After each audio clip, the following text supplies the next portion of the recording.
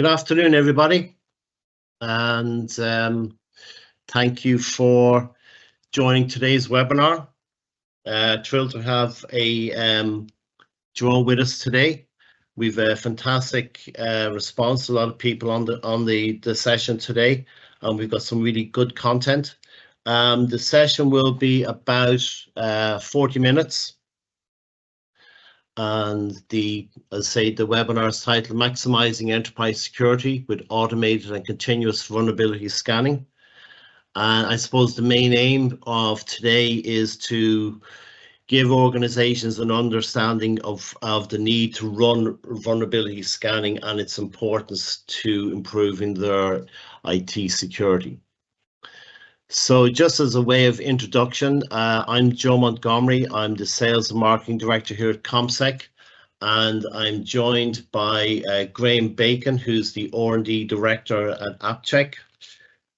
Graham has over 16 years experience in development and IT security, focusing on vulnerability scanning and automation. Just as an introduction, I will be going through, just giving some people some background of who ComSec are, and giving you, then passing over to Graham with regards to the main body of the webinar.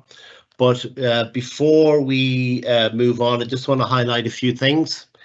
We will have a quiz at the end where there's some great prizes. So make sure you participate. There will be a QR code and a live link appearing later on in the session.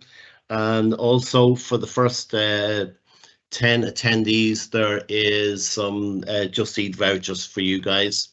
We will also have a Q&A session, so feel free to submit your questions in the chat box at the right hand side throughout the webinar, and we will address them later on in the session. So I just want to give people a quick overview of who ComSec are. We're a specialist IT security partner, and we're an Irish company. We're based in Dublin. We've been on the go since 2013, and we've a lot of experience in this whole area of IT security. We have a wide range of customers in areas such as software development, financial institutions, logistics, fintech, public bodies, and among others, based in geographical locations in Ireland, UK, Europe, Asia, and North America. We ourselves, we take IT security very seriously. We are certified to ISO 27001 Cyber Essentials. We're also a member of Cyber Ireland, and we're also now working with a lot of organizations with some new regulatory requirements that are out there, such as NIS2 and DORA. So just to give you a bit more background on who we are, our organization is broken up into, I suppose, 4 different pillars, or we deliver 4 different types of services to our clients. At the very top there, we have a managed SOC SIEM. This is where we monitor organizations or our clients, and that ranges from organizations such as in logistics, pharma, local government bodies, software development houses. And allied to that, then also we provide a range of professional services where we help organizations understand where they are within their IT security posture, or where they are on their IT security maturity sort of journey. Services that we provide there, we help organizations attain or align to standards such as ISO 27001 or Cyber Essentials. We also provide assessments against frameworks such as CIS, and also we do a growing number of M365 or Microsoft 365 assessments. This is becoming a big requirement from a lot of our clients. ComSec also work with a variety of third-party vendors, AppCheck being one of those. We've been working with AppCheck for many years now and providing their vulnerability scanning solutions to a wide range of our clients. And this brings us on to our fourth pillar, which is our security testing. And here we provide penetration testing to our clients, code reviews, threat-led penetration testing, which is becoming a more and more popular or requirement from our clients. And then finally, we also provide the vulnerability scanning tools and also have developed a service which we call CheckScan Plus, which is our managed vulnerability scanning service. And why have we developed a service like this? Well, first of all, we have a lot of organizations who are running AppCheck, but they've also found we've organizations who found that they didn't have the resources to have a consistent vulnerability scanning program, or they didn't have the expertise to understand the findings that AppCheck was producing to them. So we have formalized that, where we run the scans and we take the findings and we verify the findings with our pen testers, and we provide actionable and meaningful reports to our clients.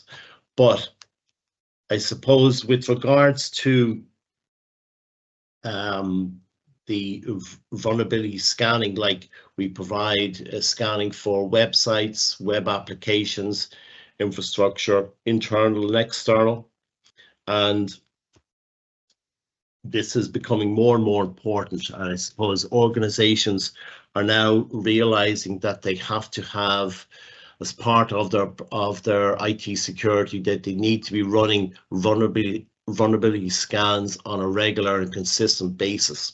So like we have organizations who are in software development, and they're using our service or AppCheck to bake in the security into their software development lifecycle.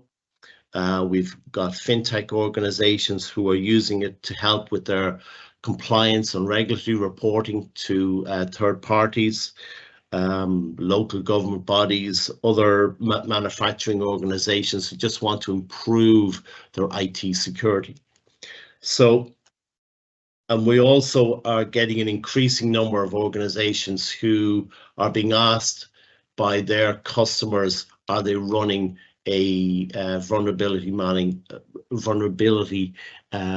scanning service? So it's part of the whole third-party supply chain mechanism. So yeah, at the end, we provide a validated, verified report which is meaningful, and we can help our customers with the remediation of the findings that we get from the vulnerability scanning that we do for our clients.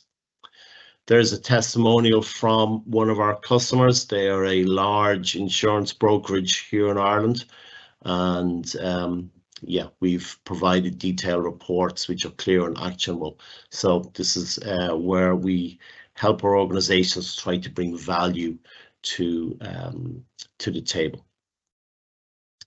So I'm going to pass over to Graham, who's going to give you a deep dive into how AppCheck are providing top quality vulnerability scanning.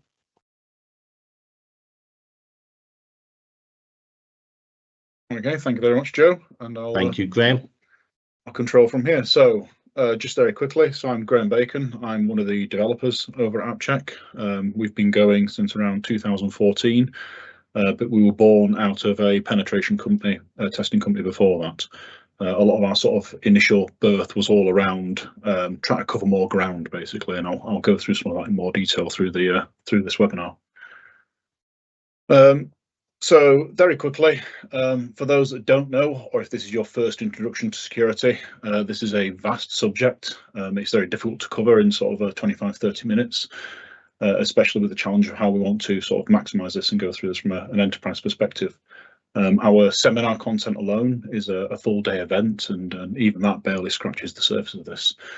So given our limited time, I felt it best to maybe challenge some of the assumptions we have around security and vulnerabilities, take a mile-high view of how all this fits together. So hopefully, no matter where you are in your journey with some of this, people will be able to take a little something away. So briefly, I'm going to cover today just an introduction of, asking ourselves why we do security testing, just going back to basics. What does a pen tester actually do? Give an overview of a generic vulnerability through a DAST example. Kind of cover that there's no magic bullets in security. So we want to understand our coverage, understand our vantage points, what an attacker sees, and then jump into some questions. So very first, to kick things off, what is all the security testing and why do we do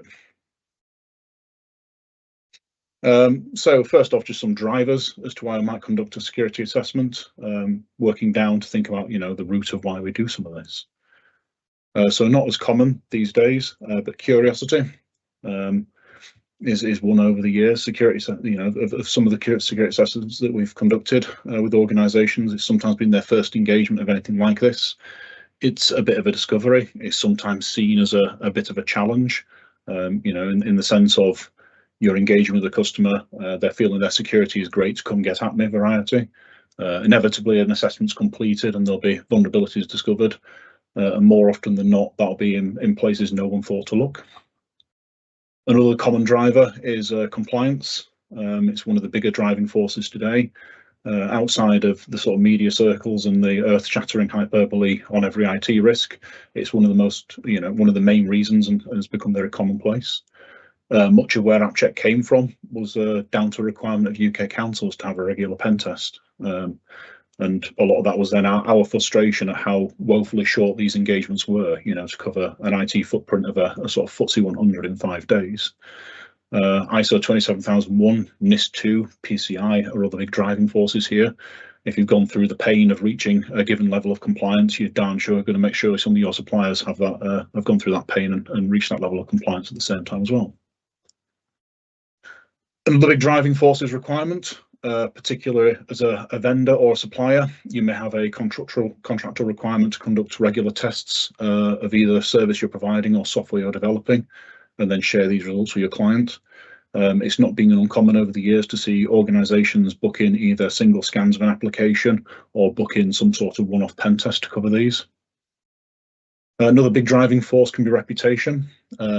Very often when we're thinking of security, especially at high levels, we're thinking about damage to our reputation as a business. As to be fair, if everyone was an honest actor, none of us would really be spending all this time, effort, money on doing this security stuff. It's really a big main motivator here, regardless of what drove us here, is risk. And then finally, risk. Understanding the risks we face as a business and where those risks are likely to come from is important.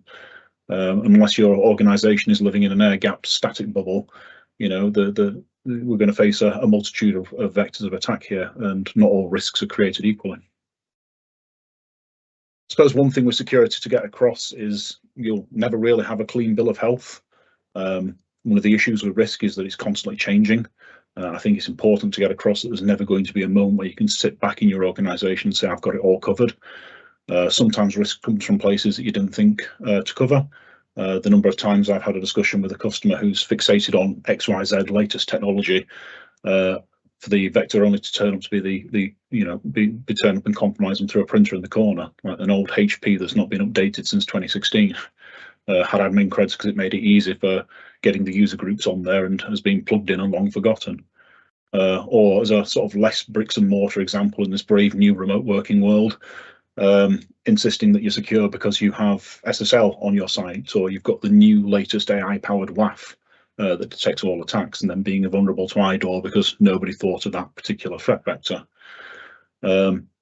Just as a little aside, I have included a video on one of the assumptions of security around the green ticks. So this was by Barclays from a couple of years ago, and it's helped perpetuate some of the myths being secure when we're not actually secure. Super Defender of the Galaxy, complete with powerful disc cannon and realistic sounding jetpack.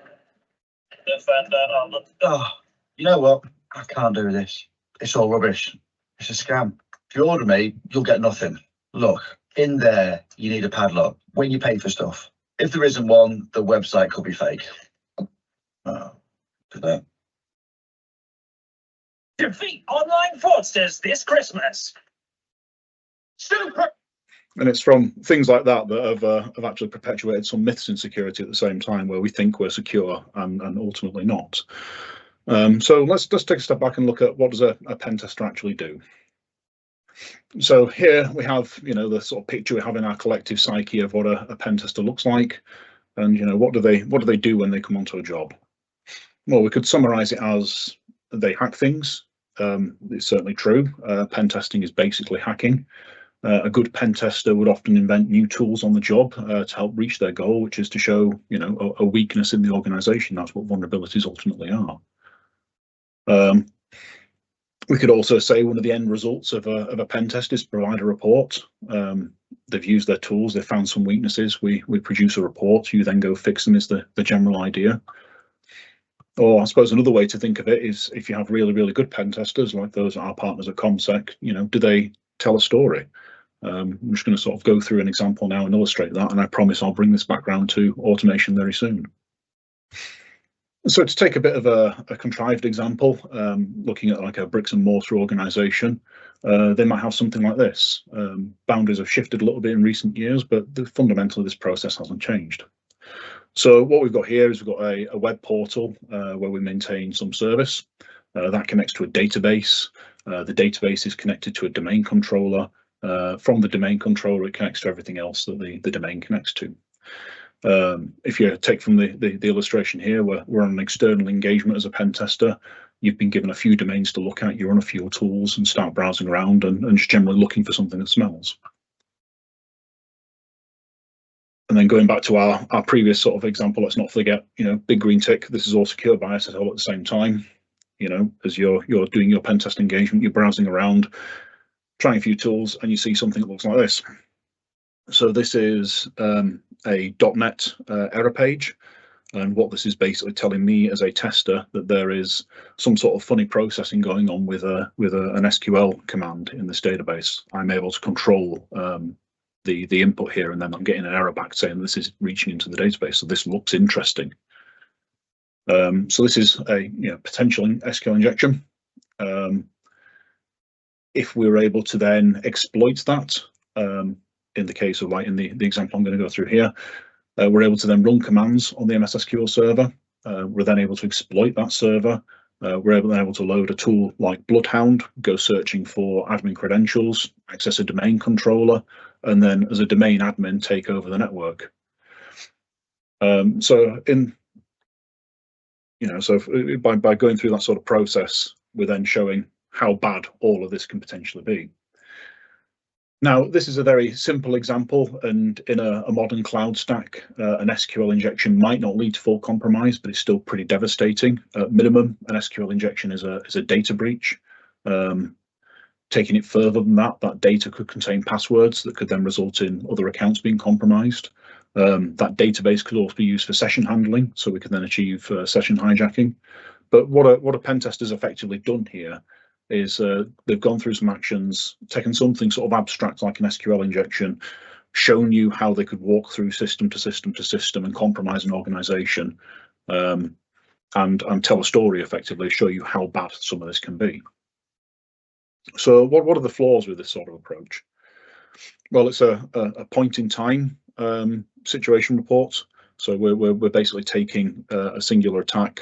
We've booked out a pen test engagement. That engagement was taking place over 5 days. We get a report back. It's telling us, where the situation is, what the situation is right now. And while it's sort of scary, it's not moving with the threats. One of the challenges with any pen test engagement is it's almost impossible to cover everything at any given time. When you're on an engagement, what you generally do is you are running scans, you are looking for known weaknesses, and then you are looking for a way to sort of leverage those and go from weakness to weakness to weakness to see, can I make this worse? Can I tell the story? And I suppose one other thing that is probably to be aware of is you probably don't need all of that depth when you really think about it. If you're able to sort of close where the gates are and stop some of these bigger threats from external, then you probably don't need to go from all the length of pivoting from system to system to system. So how does DAST fit into all of this dynamic and general automation of vulnerability scanning?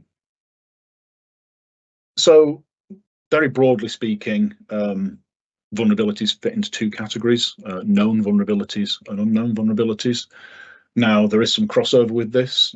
Some examples are CMS systems like WordPress, where there can be a mix of both known CVEs, as it's a platform, but also unknown vulnerabilities that have been introduced due to sort of customizing actions and controllers within that application. When a new CVE is announced, it's often called a 0-day. This just means it's the 0th day since the flaw was announced and a patch has been available. When we're talking about DAST and unknown vulnerabilities, these should be treated with the same severity as 0 days. In a very real way, we are uncovering threats as an attacker would. What our pen tester did in the last example is find an unknown vulnerability, so an SQL injection in an application that had been developed, and then exploited that and used that to leverage other known vulnerabilities. To get a better understanding of some of this, we can go through like an easy DAST example, and the example I'm going to cover is so easy, in fact, that a WAF, no matter how powerful, would be very unlikely to spot this sort of attack. So I'm going to cover today is an IDOR. So for those that don't know, an IDOR is an indirect object reference. It means essentially accessing something that you shouldn't. It's in the OWASP top 10 as broken access control, and is defined as permitting viewing or editing someone else's account by providing a unique identifier. If the application uses user-supplied input to access an object without directly checking permissions, then it's generally vulnerable. And it's also commonly used for horizontal privilege escalation, or sometimes even vertical privilege escalation. So what is an object in this case? An object is a database row, a file, application pages, a system account. It's reference to some sort of thing within a system. The way this stuff is meant to work is you're meant to have access control, so a user requires authentication. There's then an authorization, and then they can access a file. So basically, when a user attempts to access a resource in an application, the application should first check if the user is authenticated, i.e., is that user who they claim to be, and then check that user is allowed to access a resource. Access control issues typically are a problem when checking the authorization. Most commonly, it's not done at all, or it may be used to check if the user is allowed to access a resource, but not sort of have a granularity of what resources that user is allowed to check. So authorization and identity validation issues are a sort of separate category, but this is where we've authenticated, we've got access to resources, but then we're not checking what resources we're allowed to access.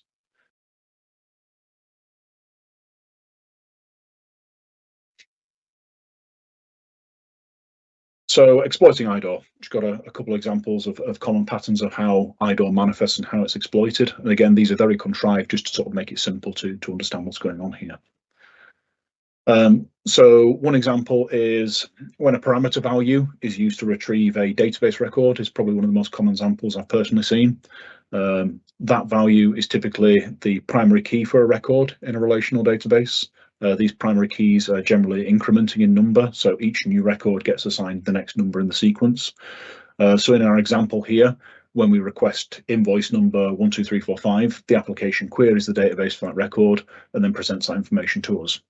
Now, we've probably got a link to view the orders in our profile, but we can change the number in the URL to say 12344, and the application now returns database for a record that's vulnerable because we weren't meant to have access to that. It was meant to be for a different user. So critically, the application has failed to validate that we are authorized to access a particular invoice. Another example is where an application refers to a resource in the file system. So here's an example where there might be an image in some image gallery, and we can pass the image name that we want to view Again, we might get a link from somewhere else within the application that could have been sent to us, but if we change that image name to access images from other users, then we have an IDOR vulnerability because the application has failed to validate that we're allowed to access that file. Another common example is it's not only used to sort of retrieve data. IDOR vulnerabilities can also be used to exploit access to functionality within the application. So imagine if you have a menu with a number of items. Each item has a link like this with a different menu parameter value. The menu would only show to the user with menu items they're supposed to access, but if we cycle through some of the IDs, we might find that we get access to different controllers and different menu items that we shouldn't have as that user. And that's another sort of IDOR vulnerability. IDOR has actively been breached, been exploited and led to a number of breaches. In July 2023, there was a joint advisory from the USA's NSA and the Cybersecurity Infrastructure Security, the CISA, and also the Australian Cyber Security Centre sent up a warning as well. One example of an IDOR breach is back from 2019. There was the breach of 800 million personal finance records from First American Financial's Eagle Pro database. So First American is one of the most widely used companies for real estate title insurance and closing real estate deals, where both parties in the sale meet in a room and sign legal documents. So most of the documents that they had were PDFs. These PDFs were then scanned into their database. They contain things like financial documents, the mortgage application, bank statements, identity documents. Information like this, when stolen, can lead to financial crime, identity theft, and social engineering, including sort of business email compromise scams. These are often where we impersonate somebody like a real estate agent or closing agents or escrow firms, and then try and trick people into sending us data. According to the FBI, the business email compromise scams are some of the most costly cybercrime today. So what did this breach look like? Well, we don't have the exact URL that was used, but the breach in this case looked a little bit like this. So it was a very, very simple IDOR. They just had an incrementing ID on the document, and this is the sort of information that was exposed within that breach. So by incrementing, 75 was the oldest available document that could be accessed. You could access all 800 million documents in there. All the attacker would need to know is just a valid URL and then guess a number between 75 and 800 million, basically. The person that discovered this, Ben Chauvel, was a customer at First American. He noticed the vulnerability, reported it to them, and unfortunately they weren't responding. Ben then contacted an organisation called Curbs on Security, who confirmed 885 million files were accessible without authentication, dating all the way back to 2003. It's really worth as well pointing out that in this sort of example, and in the example of an IDOR, that no WAF can protect against something like this because it doesn't have the context. This all looks like normal user behavior, so a WAF would only block things like things that it suspects to be an attack, like potentially an SQL injection or remote code execution or command execution. When you're incrementing an ID like this, it has no context to be able to protect you. Another one that's worth pointing out is, this flaw is commonly seen in APIs, especially API first applications, typically also with mobile devices. There's another example I've got in here as well, and I'll share the link in the slides afterwards. But Moonpig a couple of years back had a similar issue using its API. You were able to access customer credit card details, all because of an IDOR flaw. And then for those interested, there's an interesting video with the sort of full Moonpig breakdown for afterwards. So now we've sort of covered some basic vulnerabilities and just sort of understand what these vulnerabilities are and what a pen tester does. Let's have a quick look at vantage points and the benefits of automation in all of this.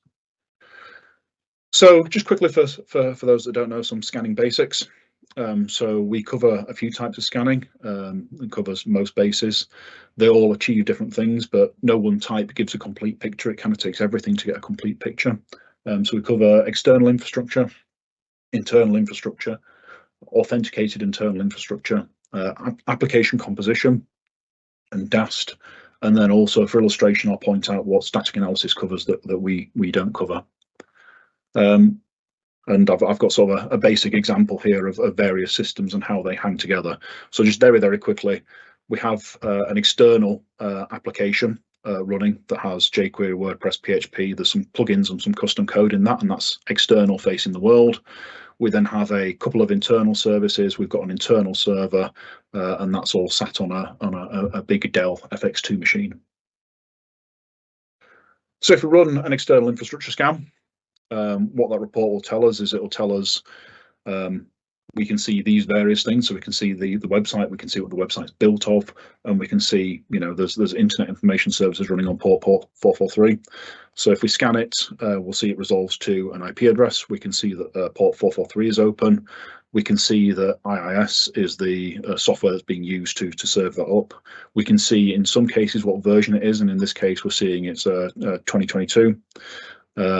Because it's IIS, we know it's very likely running a Windows server. Again, more likely going to be a sort of 2022 Windows server. IIS has a website. It tells us it's powered by WordPress, which in turn we know runs on PHP. So we're gathering more information about this host. And finally, you know, when WordPress pages load, we might see jQuery in a response that tells us that we've got a JavaScript library in here that may or may not be vulnerable. So we've run a scan. We've built up a tiny amount of information. The information we've gathered can be summarized as we now know that example.com resolves to a particular IP address. We know that we've got a version of IIS running. We know that we've got a Windows server running, possibly 2022. We don't know much else about the WordPress, PHP, and jQuery other than we know that they're there. If we are now running an internal infrastructure scan, so we were looking at the internal IP address of this machine. So from an internal perspective, not an external perspective, we find out that the external IP address, the internal IP for that is 192.168.1.100. We get a bit more information. We see that IIS is still running on 443. We can see that there's an SMB server running. We can see that there's MS SQL running. Upon checking that, we get the same sort of version we got before, but now that we've been running internally, we can test the SMB protocol. We've now confirmed it's definitely Windows. We've confirmed that, you know, it's Windows Server 2022 Service Pack 2. Finally, because we're running internal infrastructure scan as well, we can see an iDRAC service running on the machine, and that gives us an idea that with it being iDRAC, this is a Dell machine at the same time. So again, we're building up our information here as a tester. Now, there's one oddity with what we've noticed as looking at these things is we can see that we've got IIS 2022, we've got a Windows Server 2022 running Service Pack 2, and we see something strange here. We've got an MS SQL version that's 2019 being returned back, which is a bit of a strange finding on these sorts of situations. So, you know, if we want to gather more information here, we would now run an authenticated internal infrastructure scan. So this starts to provide us a good deal more different information. So we're not going to scan ports this time. What we're doing now is we connect to the machine, we run an authenticated scan that tells us like everything that's going on that server. Think of this as like going into the house and sort of seeing everything inside the house as opposed to just looking through the windows with the internal and external scans done before. So now we can see just about everything on the server, including all the software that's installed, not just software that's listening on a port. So in this case, we see things like MS Edge, we see things like LimeWire, a file sharing program that an admin probably wouldn't want in there. And a couple of funny things have happened. Firstly, we're no longer detecting anything related to the web application. And secondly, we're not seeing anything related to MS SQL. And in this instance, it's because this server is running MS SQL on a virtual machine. So we've managed to get a trove of details, and you know, the odd thing here is, why has this disappeared because it's a virtual machine? Well, it's disappeared because it's a virtual machine because it's not running on the actual host. It's counting as a sort of separate machine, and we need a bit more detail as to what's going on inside there. So if we now run a DAST scan, so this is where we're running like the dynamic application testing. We're going through and sending payloads to the web application to find out more details.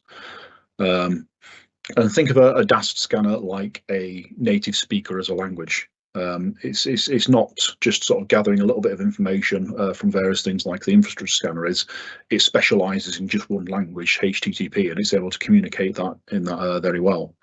So this time round, we get an exact version of what WordPress we're running through CMS fingerprinting. We get an exact version of what jQuery we're running. because of an error report, we get an exact version of what PHP version we're running. Because we know it's then WordPress, we can enumerate all the installed plugins of WordPress.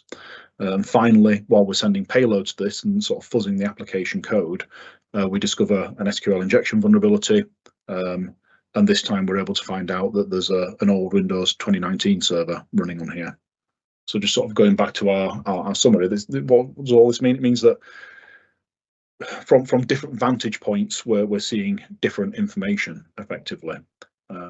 And if we were to sort of throw static analysis in for comparison purposes, the only sort of bit that would cover is the custom code of the site that we're flexing anyway through Dast and sending payloads to it.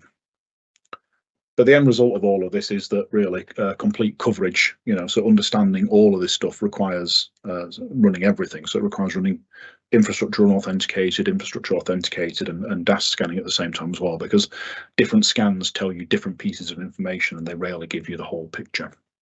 And in conclusion, sort of leveraging this stuff will give you a constant situation report, as opposed to where we're just doing our either annual or quarterly pen tests, where they tell us, they tell the story of where we want to maybe leverage our time, but they don't tell us everything.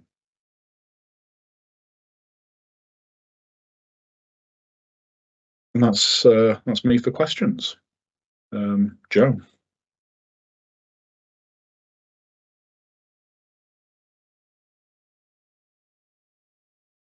Sorry, I was on mute. Apologies for that. Basic error. So yeah, so we have some questions. The first one, Graham, for you is how would AppCheck would navigate more complex authentication with automation?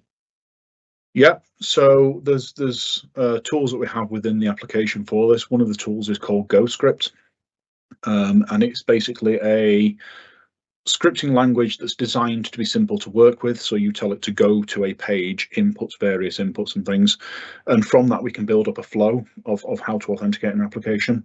Now, application authentication can be complicated, and that's not that it's not to do with the fact that doing it is hard. It's more maintaining a session can be very hard. So from a user's perspective, you log into an application, you go down the happy path, you do all the nice things, and the application behaves in a way that a user expects. When we're scanning an application, we're often doing things to it that it doesn't like, and that can result in sort of losing our session. So within GoScript, you generally tell it, where do I go to log in? What are the details I enter? How do I confirm that I've logged in? So you're showing it, I go to this page. If I see a dashboard, then I'm logged in. And you also tell it how to log out as well, because during the course of scanning with dynamic application testing, we'll need to log in and log out a number of times. Okay, very good. Another question came in there. How does AppCheck go about testing pure API targets? Yeah, so there's a couple of ways of this, and I suppose I'll start off just quickly first of all with when doing any type of scanning, there are a number of crawlers involved. So AppCheck has both a sort of very traditional request response crawler. So you make a request, you get a response back, we harvest that for additional information. We also have a SPA crawler or browser crawler, and the way that's working is what we call an event graph. So we trigger an event, those events create changes within the application, we observe those changes and then build up a sort of a graph of events of how to get from A to B. And in the case of things like API, there is no mechanism to crawl these per se. So they might get flexed a little bit through the traditional request response crawler, they might get flexed a little bit through things like the SPA if the SPA is using it, but there's no guarantees covering the whole application. So we need to tell the scanner about that. So we can either use a Swagger file where AppCheck will guide you through the process of checking those targets, making sure they're valid, we're getting good information in and out, and guide you through the authentication process. The other side of this is, well, we'll make sure we have good data for submitting to the application. So, if we have, say, a target that goes to a coupon page and we're missing parameters in that, then we're not going to be able to send that data in to inject into it to fuzz it effectively. So we guide you through that process and making sure we've got good information so we avoid rubbish in, rubbish out. And then in the case of things like WSDL or GraphQL, where these are what we call self-discovering APIs, you can provide links to the introspection sections, so then AppCheck knows how to navigate it and attack it. Very good. One last question here that came in. How do you ensure that automated scans do not disrupt critical systems or performance? Oh, right. Okay. So these can be tricky. So we have controls within there to do things like we can reduce the number of threads in the case of DAST. So we can take down essentially how much traffic or how much fuzzing we're doing when we're doing these things. We can also tone down, in the case of infrastructure, the number of targets that we're going with. We can also then do things like switch between doing passive checks. So passive checks are where we're just doing pure information gathering. So we make a request, we get a response, we make a determination based on that, and we don't do any live attacks. We don't send any payloads to it. Or in the case of where we know that there are systems that are very flaky, we can add them to deny lists. So we can either deny access to particular URLs that we want to target, or we can deny access to particular hosts. Another way as well is, if you are worried about something in your live environment, then it's always best to sort of test in UAT beforehand and get a flavour of these things. But it depends. But there are controls to either tone down the amount of attack or change the type of attacking that we're doing to less risky.